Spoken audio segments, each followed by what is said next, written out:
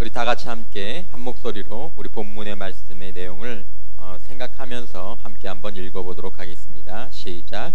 너희는 세상의 빛이라 산 위에 있는 동네가 숨겨지지 못할 것이요 사람이 등불을 켜서 말 아래에 두지 아니하고 등경 위에 두나니 이러므로 집안 모든 사람에게 비치느니라. 이같이 너희 빛이 사람 앞에 비치게 하여 그들로 너희 착한 행실을 보고 하늘에 계신 너희 아버지께 영광을 돌리게 하라. 아멘. 아멘. 여러분들의 삶이 빛나는 삶이 되시기를 주님의 이름으로 축원합니다. 그랬으면 참 좋겠죠. 그렇게 됐을 때 여러분들의 삶도 어둠이 물러가고 또 여러분들이 있는 곳 가운데서도 어둠이 물러가는 그런 은혜가 하나님께서 우리들에게 예비하신 은혜인 줄 믿습니다. 여러분들에게는 이제 교회에서는 봄 전도 축제가 있고 저희도 이제 4월 첫 주에 셀별로 우리 내가 사랑하는 사람을 초청해서 우리 셀에서 음식도 준비하고 또 프랜카드도 준비하고 또 우리 간증도 준비하면서 복음을 간접적으로 또 내 사랑을 간접적으로 표현하는 그런 시간들을 가질 계획들을 가지고 있는데 여러분 어떻습니까? 여러분들 주변의 친구들이나 아니면 오늘날 여러분들이 보는 사람들에게 종교가 꼭 필요하다 이런 생각이 혹시 드세요? 아니면 더 나아가서 이 사람들에게 기독교 신앙이 꼭 필요하다. 여러분들은 어떻게 생각하십니까? 여러분들은 종교의 미래를 어떻게 보고 계십니까? 앞으로 종교가 어떻게 될까? 여러분들 종교가 어떻게 될 거라는 이야기들을 이렇게 전망하는 이야기들 혹시 들어본 적이 있으세요? 유엔 산하의 밀레니엄 프로젝트라는 그 NGO 기관이 있습니다. 거기서 이제 미래 보고서를 유엔의 후원을 받아서 이렇게 발행을 하는데 이제 한 11년쯤 됐죠. 이 발행한 지가. 작년에 보고서가 나왔어요. 작년에도.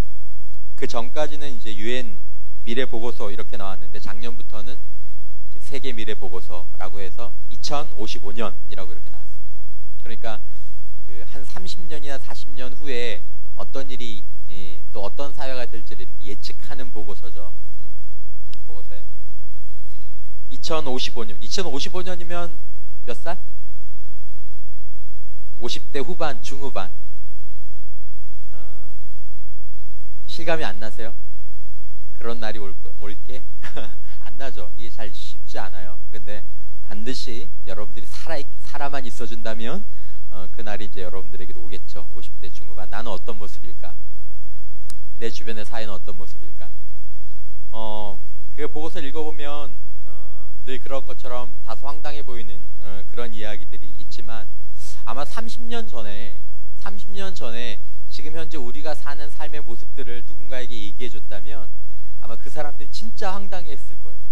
그죠? 우리가 지금 이렇게 살고 있다 라는 모습들을 그런 것처럼 30년 후의 삶이 정말 많은 변화가 있게 되겠죠. 거기에 보면 머릿말이 이렇게 시작합니다. 기술의 미래가 당신의 미래다. 기술의 미래가 당신의 미래다. 기술의 발전 방향이나 속도를 보면서 그것을 기반으로 미래가 어떻게 구축될지를 이렇게 예상하는 것들이죠. 그래서 여러분들이 이런 미래 보고서나 또 4차 산업혁명에 대해서 또 중요한 저자들이 쓴 책들은 한 번씩 읽어보면 좀 필요하지 않을까 그런 생각을 합니다. 다른 것들은 여러분들이 읽어보시면 좀 참고가 되시겠지만 거기에 보면 이제 종교에 대한 예측이 나와요. 종교에 대한 예측을 할 때 사람들이 갖고 있는 여러분들 주변에서 이렇게 얘기할 때 종교에 대해서 어떤 그 추위에 대한 어떤 생각들이 있는지 모르겠습니다. 그러니까 한 가지 여러분들이 느끼는 추위는 이제 종교가 점점점 사라질 거야. 혹시 이런 이야기 들어본 적 있으세요? 여러분들의 감각은 어떻습니까? 제가 이렇게 만나본 어떤 분들, 이렇게 특별히 이런 캠퍼스에서 만나보신 분들, 전도하는 분들 얘기를 들어보면 불과 10년 전만 해도 캠퍼스에서 이렇게 사탕이나 이렇게 해서 신입생들에게 전도를 해주면 전도를 하면서 혹시 교회 다녀본 적 있어요? 그러면 뭐라고 그래요? 초등학교 때요. 옛날에요. 부활절날요. 아니면 친구들이 한 절반 이상 최소한. 근데 요즘은 이렇게 하면서 교회 다녀본 적 있으세요? 올 초에도 우리가 전도하면서 물어보니까 교회를 다녀본 적 자체가 그 나이 될 때까지 없던 친구들이 굉장히 많죠. 그걸 보면 앞으로 한국 기독교가 어떻게 될지에 대한 이렇게 청사진이 보이는 거죠. 청사진이. 그래서 여러분 혹시 그렇게 얘기할 수도 있지 않을까요? 아, 종교의 미래는 이제 어둡다. 아마 사라질 거야.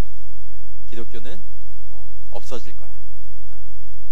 여러분 보세요. 예수 믿기가 쉬워졌습니까? 어려워졌습니까?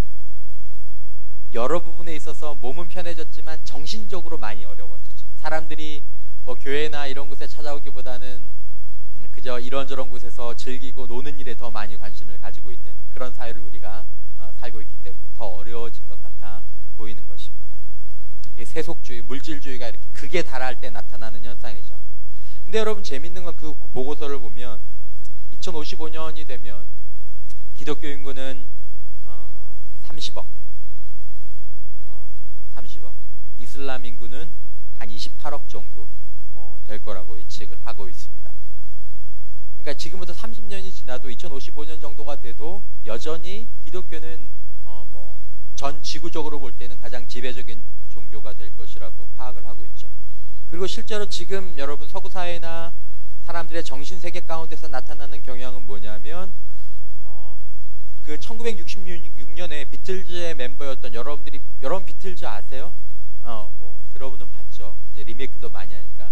그 멤버 가운데에서 이렇게 사상적으로 굉장히 깨어있던 존 레논이라는 사람이 있었죠. 존 레논이 이런 말을 했어요. 기독교는 사라질 것이다. 1966년에 점점 줄어들고 자취를 감출 것이다. 논증할 필요도 없다. 내 말이 옳으며 결국 옳다고 입증될 것이다.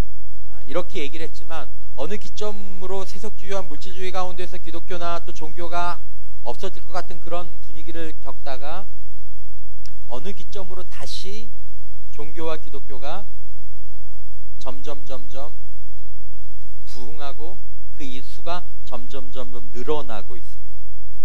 그러니까 이게 무슨 말이냐 하면 사람들이 한때 기술과 세속주의에 자신의 삶을 또 사회의 삶을 다 걸었지만 그것만으로 무엇인가 되지 않는다는 것들을 깨닫고 아니면 그 안에서 무언가 허무함을 발견하고 뭔가 보이지 않는 것에 관한 그리고 인간의 어떤 근본적인 것에 관한 탐구가 다시 시작됐다라는 것을 의미하는 거예요. 그래서 미국과 유럽에서는 독실한 신자들의 숫자가 계속 이렇게 줄어드는 게 아니라 여러분 다시 늘어나고 있어요.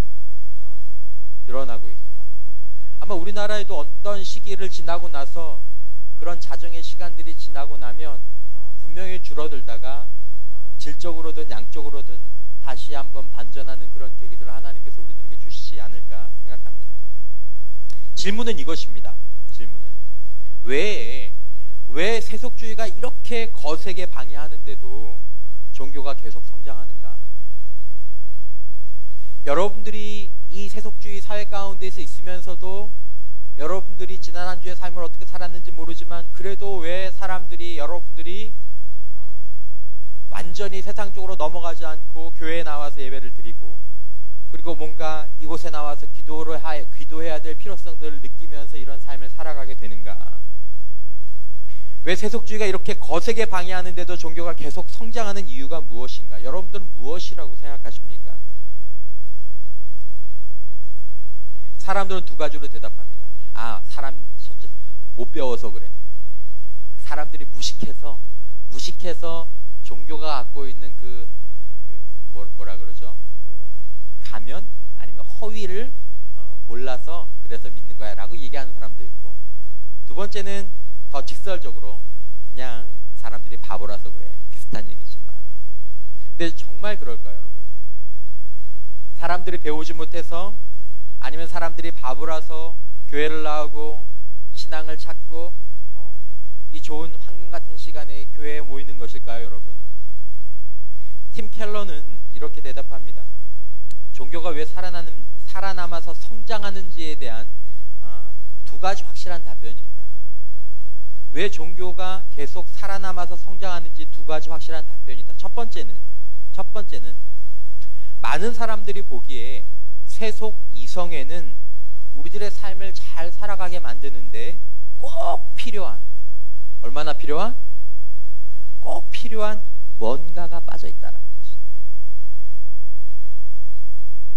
여러분, 교회 생활 안 하고 종교 생활 안 하면 시간도 많고 돈과 기술과 또 다른 무엇만 있으면 인생이 다 행복할 것 같은데, 실제로 여러분 그렇게 살아보면 정말 필요한 것, 작아 보이지만 정말 필요한 뭔가가 빠져 있다라는 것들을 사람들이 느끼고 경험한다라는 것입니다. 여러분, 실제로 여러분들이 일주일 동안 여러분들이 원하는 대로 여러분들의 시간과 여러분들의 돈과 아니면 여러분들의 정욕대로 그 일주일을 쭉 살아보십시오. 여러분들이 원하는 대로, 여러분들의 육체의 기쁜 대로, 마음에 소원하는 대로 그렇게 살았어요. 그렇게 마음대로 살고 나면 주말에는 기분이 좋아야 되잖아요. 기뻐야 되잖아요. 내 마음대로 살았는데, 내가 원하는 것들을 다 하면서 살았는데, 나 중심적으로 살았는데, 다른 사람 눈치 안 보고 다른 사람 배려하지 않고 나만을 위해서 살았는데 좋아야 되잖아요. 근데 아닌 거예요. 아닌 거예요. 그런 사람들이 모여서 사회를 이루면 다 박사님이고 교수님이고 대학을 졸업한 사람들이 그렇게 한 사회를 모이고, 아니면 그 사람들이 가정을 이루어서 살면 얼마나 지혜롭고 똑똑한 사람들입니까? 가정생활도 잘하고 공동체도 잘 이끌고 가야 되는데 그렇게 되지 않는 거예요. 지옥이 따로 없는 거죠. 뭐가 빠진 거예요? 뭐가 빠진 거예요? 세속 이성에는 삶을 잘 살아가게 만들어주는 꼭 필요한 뭔가가 빠졌다는 거예요. 두 번째는 여러분, 사람들은 자연세계 너머의 초월세계를, 자연세계를 넘어서는 초월세계를 누가 가르쳐주지 않아도 직관적으로 인식하는 것입니다. 하나님. 내 마음속으로는 아예 하나님 없어. 그런 거 없어. 그냥 인간은 저절로 태어나서 그냥 사는 거야. 보이는 게 다야.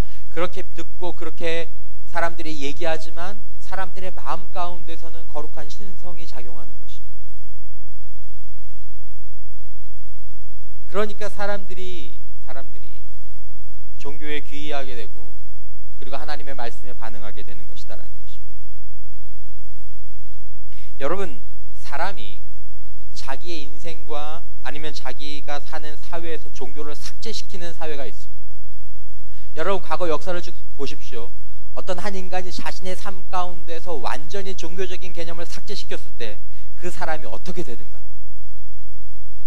이성적이고 현명하고 행복한 삶을 살게 되든가요?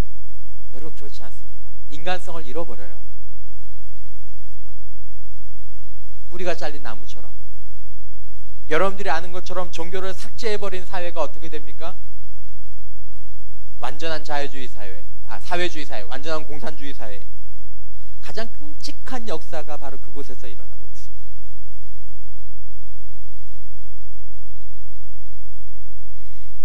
여러분, 종교가 있다고 해서 단순히 자동적으로 그 사회나 개인이 현명해지는 것은 아닙니다. 하지만 여러분과 저의 삶 가운데서 만약에 오늘부로 누가 버튼을 눌러줄 수 있어서 우리 안에 있는 종교적인 영향력들을 그대로 다 지워버린다고 하면 저와 여러분들은 정말 흉측한 사람이 되게 될 것입니다.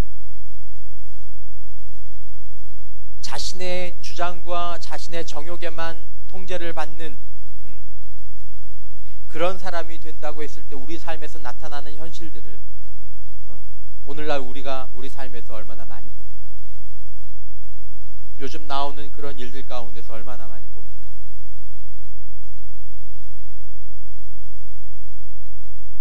여러분, 서구 사회는 훌륭한 문화정신과 가치를 지니고 있습니다. 여러분, 그 문화정신과 가치가 어디서 나온 것들입니까? 여러분들이 아시는 것처럼 그것들이 다 그들이 갖고 있던 이전의 종교적인 태도에서 나온 상식과 관습에서 나온 것입니다. 거긴 다 종교의 뿌리가 있습니다. 만약에 그것이 없었다고 하면 서구 사회가 서 있을 수 있는 그 기반 자체를 잃어버리게 되는 거죠. 여러분, 오늘 여러분들과 나누고 싶은 분명한 첫 번째 주제는 무엇이냐면 참된 신앙을 가진 사람은 참된 인격과 훌륭한 삶을 살게 된다는 것입니다. 믿습니까? 여러분, 저와 여러분들이 참된 신앙적인 태도를 유지하게 되면 뒤에 말씀드리겠지만 하나님과 여러분들이 바른 관계 가운데에서 놓이고 저와 여러분들이 하나님과 아름다운 삶을 동행하게 된다면 여러분 우리들의 삶이 참된 인격과 훌륭한 삶을 살 수 있게 된다는 것입니다. 더 나아가서 여러분 참된 신앙의 공동체 속에는 이기심이 억제되고 서로가 가진 것을 나누고 적극적으로 돌봄으로 안정되고 건강한 사회를 이루게 된다는 것입니다. 여러분 참된 신앙을 가진 사람들은 인생의 위기나 유혹에 쉽게 굴복하지 않습니다. 굴복할 수 없습니다. 여러분 요셉 같은 사람을 보십시오. 요셉은 자신의 삶 가운데에서 아무도 보는 사람이 없었지만 자신이 종이었을 때 자신의 진로를 걱정하지 않아도 됐을 때 보디발 아내의 유혹에도 불구하고 그는 하나님 앞에서 자신의 삶을 지켜냈습니다. 오늘날로 말하자면 요셉은 애굽의 가장 높은 자리에 올라갔어도 미투 운동에 두려워하지 않아도 됐을 거예요. 왜냐하면 그것들을 다 이겨냈으니까. 어떻게 이겨냈죠? 요셉이 자신의 의지로 이겨냈습니까? 여러분과 저의 의지와 결단으로 그것들을 이겨낼 수 있을 것이라고 생각하십니까, 여러분?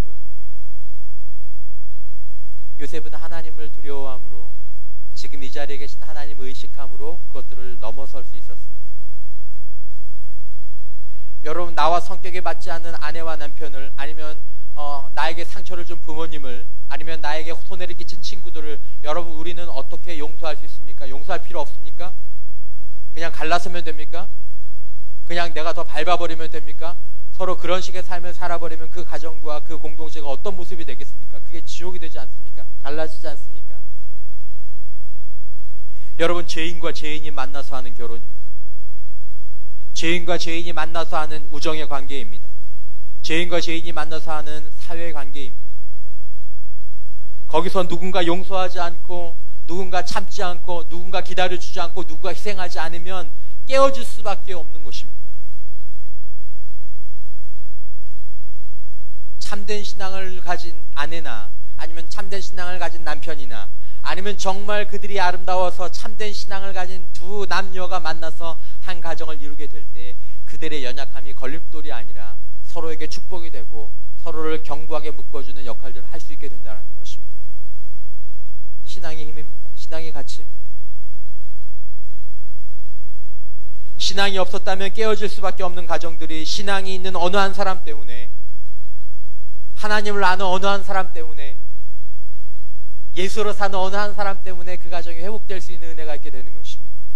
신앙이 없었으면 가정을 원망하고 내 출생을 원망하면서 평생 원망과 불평으로 살았을 사람이 하나님께서 나를 지으시고 하나님께서 나를 위한 영원한 계획을 가지고 계시고 내 사는 삶이 이 땅이 다가 아니라 하나님께서 영원한 것을 예비하셨음을 아는 그 신앙 때문에 자신의 삶을 하나님 앞에 감사로 성실함으로 드림으로 말미암아 그도 행복하고 그를 통해서 주변이 행복해지는 역사가 나타나는 것이 참된 신앙의 힘입니다. 참된 신앙, 종교인이 아니라 참된 신앙.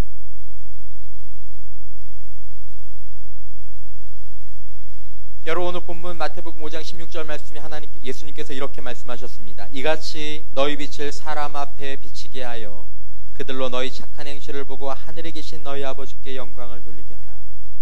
너희 빛이 사람 앞에 비치게 하라. 이 말은 무슨 말입니까?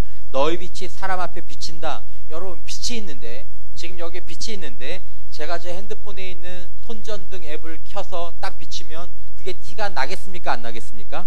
안 나죠. 왜냐하면 빛이 있으니까. 근데 여러분 지금 저불을 다 끄고 제 손전등 앱을 딱 키면 거기서 뭐가 나오겠습니까? 빛이 환하게 비치겠죠. 오늘 본문의 말씀은 무슨 말씀입니까? 너희 빛이 사람 앞에 비치게 하라는 말은 예수님이 보시는 세상은 근본적으로 어둠 가운데 있다라는 것입니다.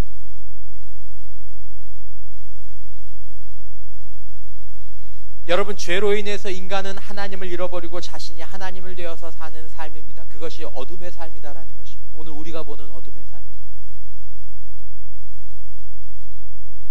어제도 보니까 어떤 연예인이 미투 운동 이후에 목숨을 끊는 일들이 생겨났는데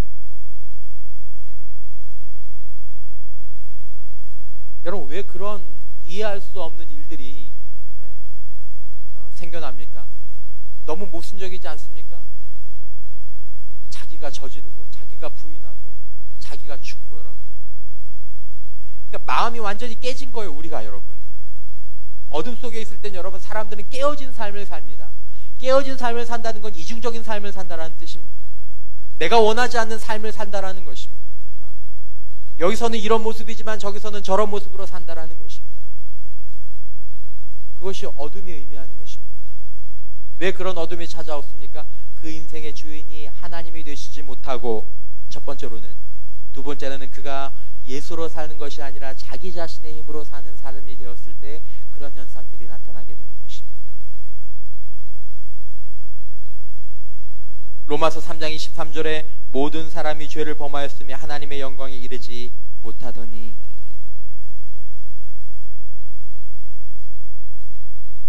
여러분 자신이 하나님이 되어서 사는 그 인생의 결과는 결코 만족스럽지 못합니다. 여러분 지난 한 주간 여러분들의 행동이 여러분들의 삶 가운데에서 여러분들이 하나님과 동행하지 못했다면 저는 조심스럽게 여러분들이 돌아보는 그 한 주를 만족스럽거나 행복하게 바라보기 어려울 거라고 추측해 봅니다. 에가서 4장 14절 말씀해 보면 그들이 거리거리에서 맹인같이 방황하며 그들의 옷들이 피에 더러워졌으므로 그들이 만질 수 없도다. 방황하는 거죠. 여러분들은 누구보다도 방황이라는 말의 의미를 잘 아실 거라고 생각합니다. 여러분 사람들이 멀쩡히 얼굴을 들고 살아가지만 사람들의 마음이 방황한다는 사실들을 우리가 각자가 공감하는 것입니다. 여러분 하나님을 잃어버린 사람들은 죄와 허무 가운데에서 짙은 어둠 속 가운데에서 잘 살아가는 것 같지만 실제로 보면 이리저리 부딪히며 살아가고 있습니다. 여러분 하나님은 이런 인간들을 죄와 어둠에서 구원하기로 작정하시고 하나님께서 인간이 하나님을 찾아올 수 없기 때문에 하나님께서 친히 인간을 찾아오셨습니다. 요한복음 12장 46절 말씀, 나는 빛으로 세상에 왔나니 무릇 나를 믿는 자로 어둠에 거하지 않게 하려 함이로라. 누구로요? 무릇 나를 믿는 자로 어둠에 거하지 않게 하려 함이로라. 예수님의 약속은 이것입니다. 당신들이 아니면 너희들이 어둠에 거하지 않을 수 있는 방법은 하나가 있는데 그것은 나를 믿는 것이다. 여기서 나를 믿는다라는 것은 한번 내가 예수님 믿어요 라고 이야기하는 것이 아니라 예수님과 함께 산다라는 것입니다.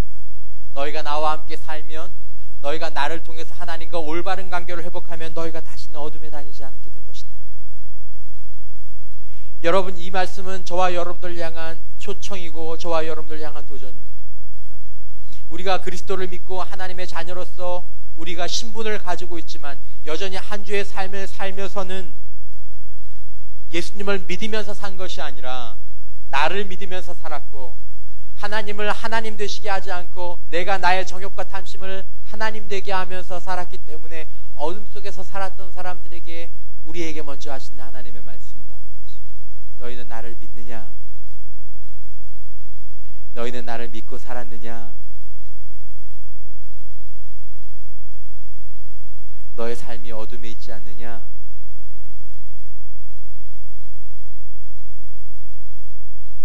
사도행전 26장 18절 말씀, 그 눈을 뜨게 하여 어둠에서 빛으로 사탄의 권세에서 하나님께로 돌아오게 하고 죄 사함과 나를 믿어 거룩하게 된 무리 가운데에서 기업을 얻게 하리라 하더이다. 여러분 두 단계가 나옵니다.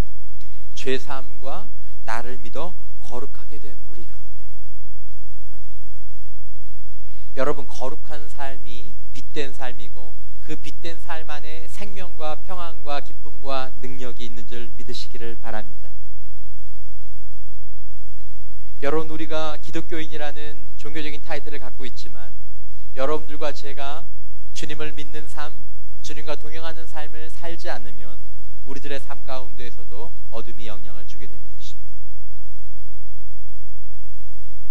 좋은 소식 복음은 이것입니다. 하나님은 사람들을, 저와 여러분들과 아직 예수를 믿지 않는 사람들을 예수님 안에서 당신께로 돌아오도록 부르고 계십니다. 하나님은 지금도 사람들을 부르고 계십니다.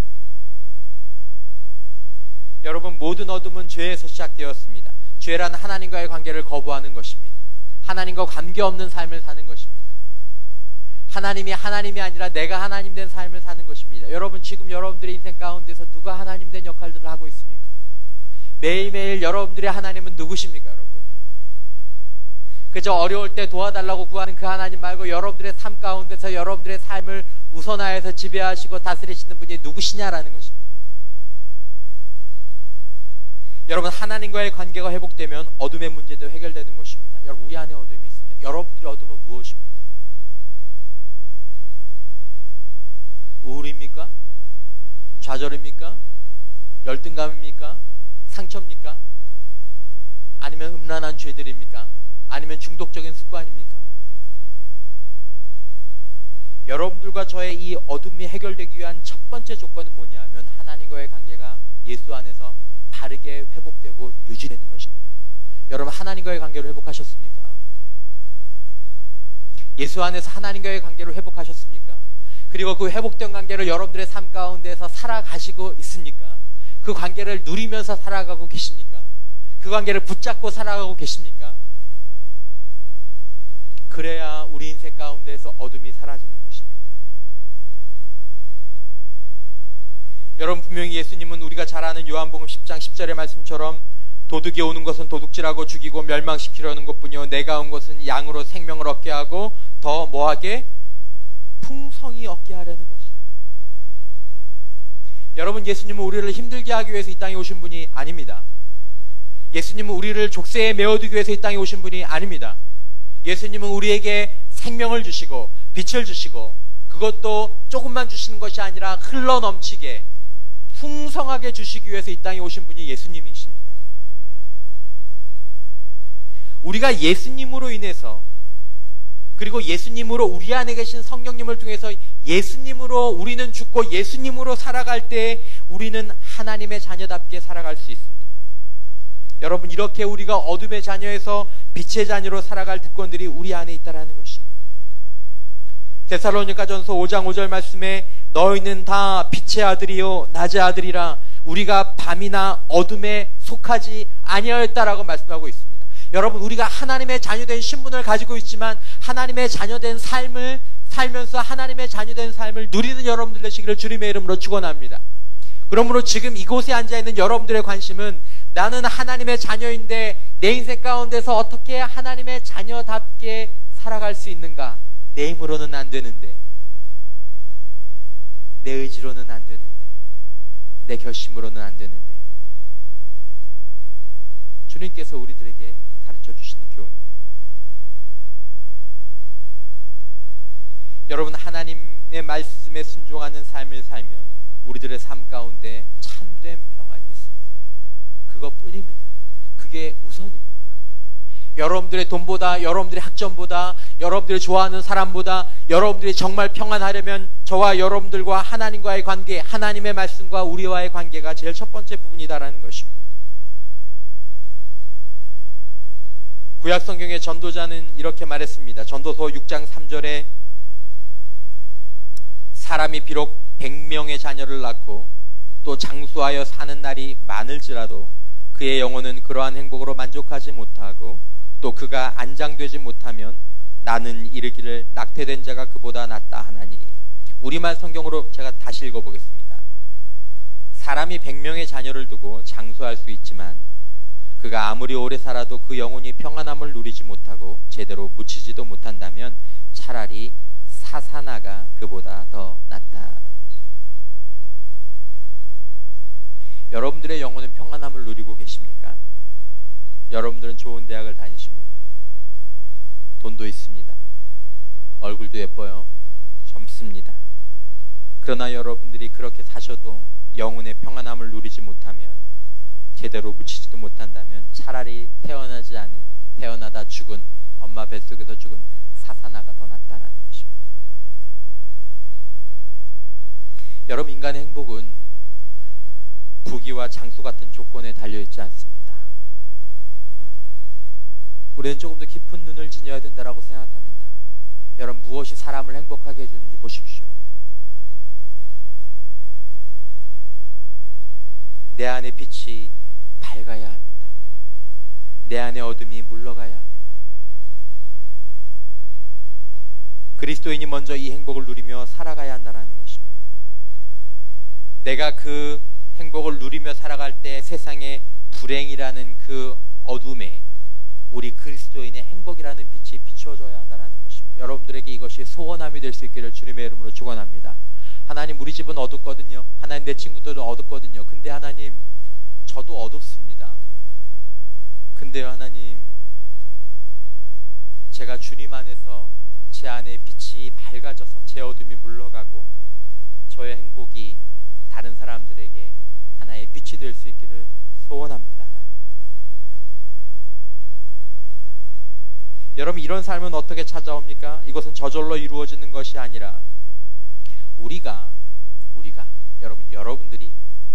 여러분들 안에 계신 예수의 영으로 살아야 이런 일들이 일어나는 것입니다. 따라서 하십시오. 내 안에 그분이 계십니다. 내 안에 예수님이 계십니다. 뭘로 계세요? 영으로 계세요. 성령으로 내 안에 계세요. 내 안에 성령이 안 계시면, 그 안에 하나님의 영이 없으면 그 사람은 하나님의 사람이 아닙니다. 여러분들이 예수님께서 날 위해서 십자가에 달려 돌아가신 것을 믿고 그분이 하나님의 아들이실 것을 믿을 때 여러분들 안에 성령께서 내주하십니다.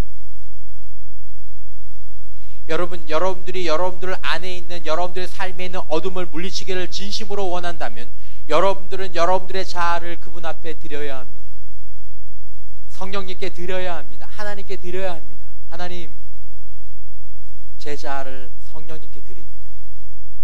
성령님, 저를 지배하여 주시고 저를 다스려 주시옵소서. 저는 성령님의 종입니다. 여러분, 이 사실을 순간순간 잊지 않고 기억하기 위해서 우리가 매일 아침 말씀을 펴고 기도하는 것입니다. 순간순간 묵상하는 것입니다. 내 안에서 내가 하나님이 되고자 할 때, 육체의 정욕이 올라올 때, 육체의 탐심이 올라올 때마다 내 의지로 하는 것이 아니라 성령님, 저를 주장해 주세요. 성령님, 저를 받아주세요. 성령님, 저를 책임져 주세요. 저를 제 의지로 성령님께 드립니다. 간절한 마음.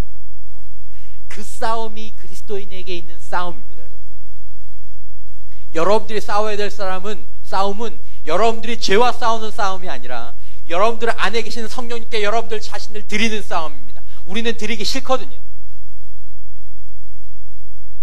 나중에 우리가 사고치고 난 다음에 사고치고 난 것에 대한 수습은 하나님께 부탁을 하더라도 하나님께서 분명히 그것을 죄라고 말씀하신 것에 대해서, 분명히 어리석은 것이라고 말씀하신 것에 대해서 우리가 자꾸 끌릴 때 하나님의 말씀을 듣기를 싫어하고, 야, 나를 하나님 앞에 지금 드리면, 성령님께 드리면 성령님께서 나를 절제하게 하실 텐데 절제하기 싫다. 그냥 이 시간을 누렸으면 좋겠다. 이 싸움이 우리 안에 있는 거예요, 여러분. 이 싸움을 승리해야 한다는 것이.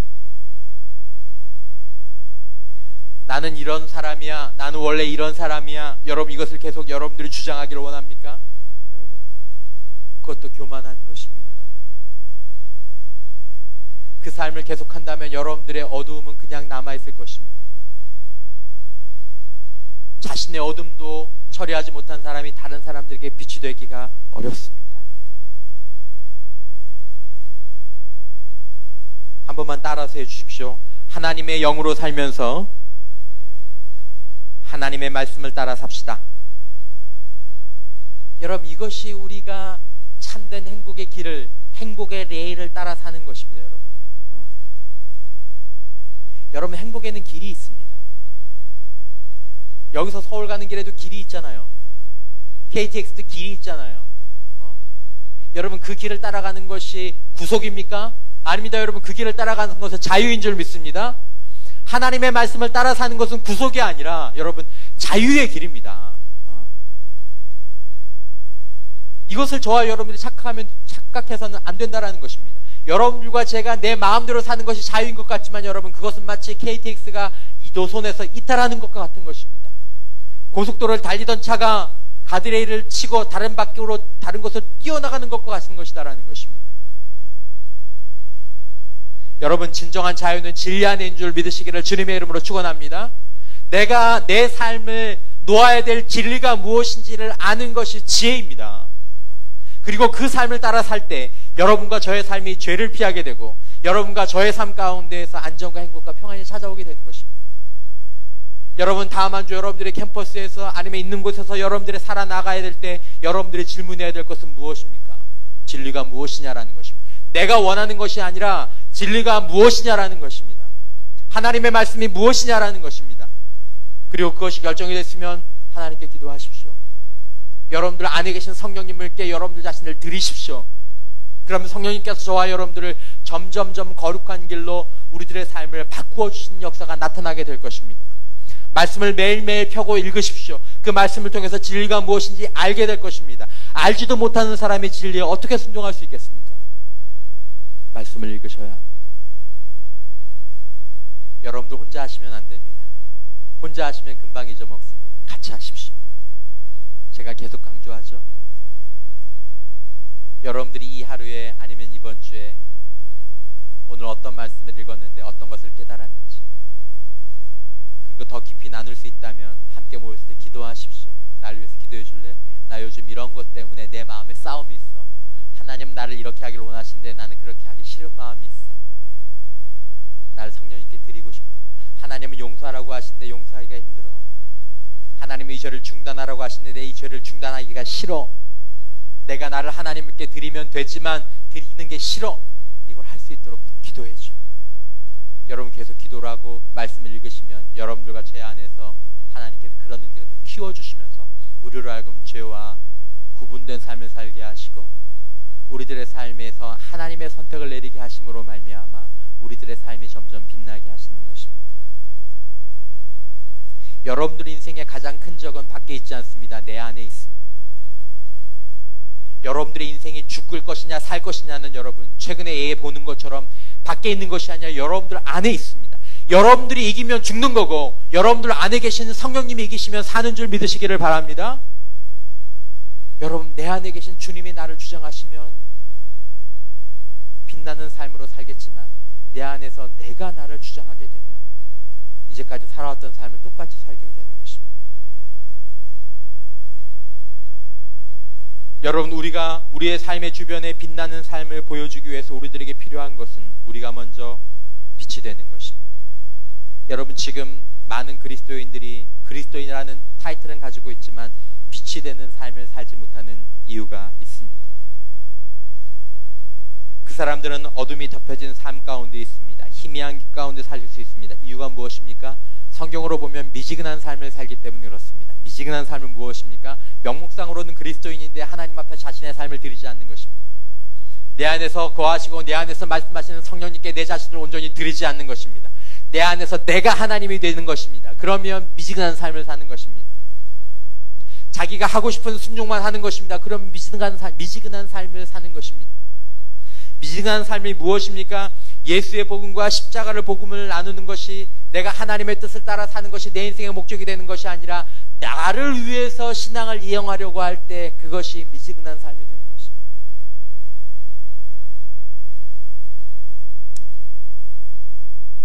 여러분, 여러분들의 인생은 어떤 인생입니까? 이건 근본적인 문제입니다. 여러분들은 왜 사십니까? 여러분들이 발견해야 될 가장 깊은 곳에 있는, 아니 여러분들이 먼저 도달해야 될 인식이 하나 있다면 여러분들의 인생이 사명을 감당하는 인생이 되어야 한다는 것입니다. 여러분들은 사명을 위해서 살아가고 있는 인생입니까? 아니면 생존을 위해서 살아가고 있는 인생입니까?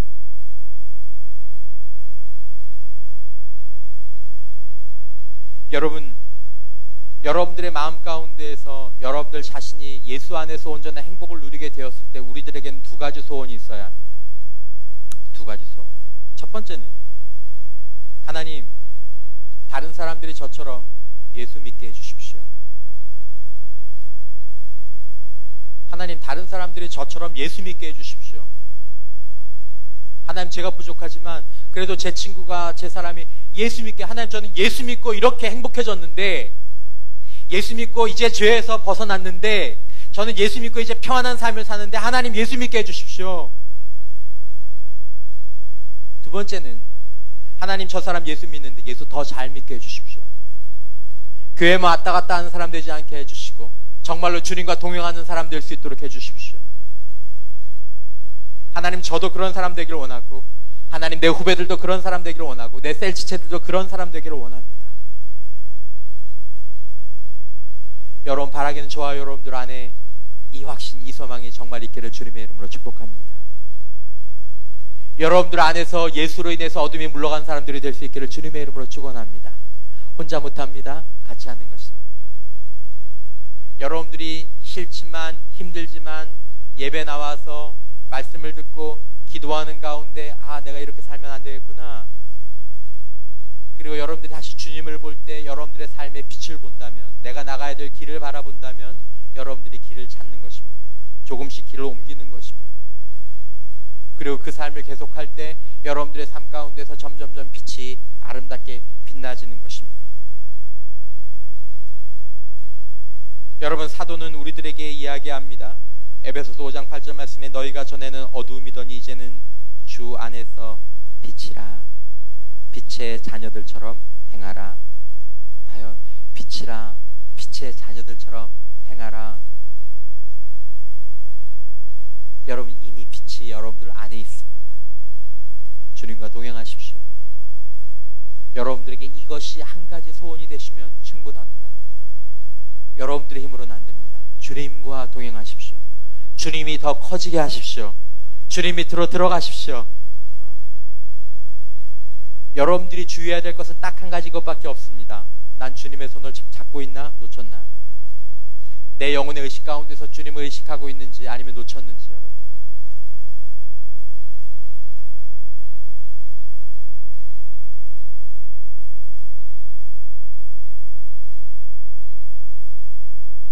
여러분, 여러분들 주변의 사람들에게 예수님께서 너희의 착한 행실을 보고 하나님께 영광을 돌리기라고 말씀하셨습니다. 돌리게 하라고 말씀하셨습니다. 짧게 말씀을 드리겠습니다. 여러분들이 주변 사람들에게 보여야 될 착한 행실은 두 가지입니다. 하지만 사실은 한 가지입니다. 여러분들이 주변 사람들에게 보여야 될 착한 행실을 한마디로 표현하자면 사랑입니다.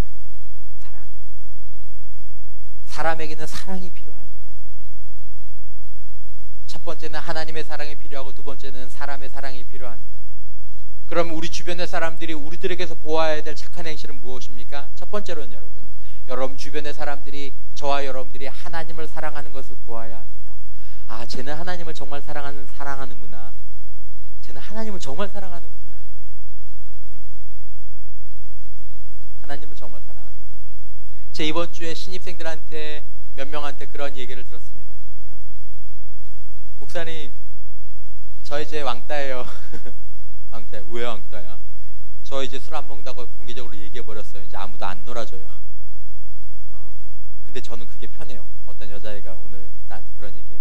또 한 명도 남자친구도 저한테 그런 얘기했어요. 목사님, 저 이제 자발적인 아웃사이더가 됐습니다.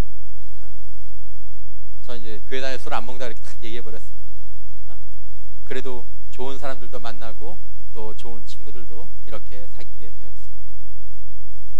술 먹고 안 먹고의 문제가 뭐 그렇게 중요하냐고 얘기할 수도 있을지 모르겠지만 중요한 건 그 사람이 어떤 어려움이나 시험에도 불구하고 하나님을 사랑하는 모습들을 주변에 보인다라는 것입니다.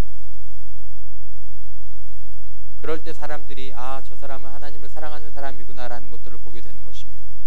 거기에 플러스 그 사람들이 사람을 사랑하는 모습을 볼 때 그 사람들이 비로소 하나님 앞에 온전한 영광을 돌리게 되는 것입니다. 제가 하나님을 사랑하는데 제가 사람을 저렇게 사랑하는구나.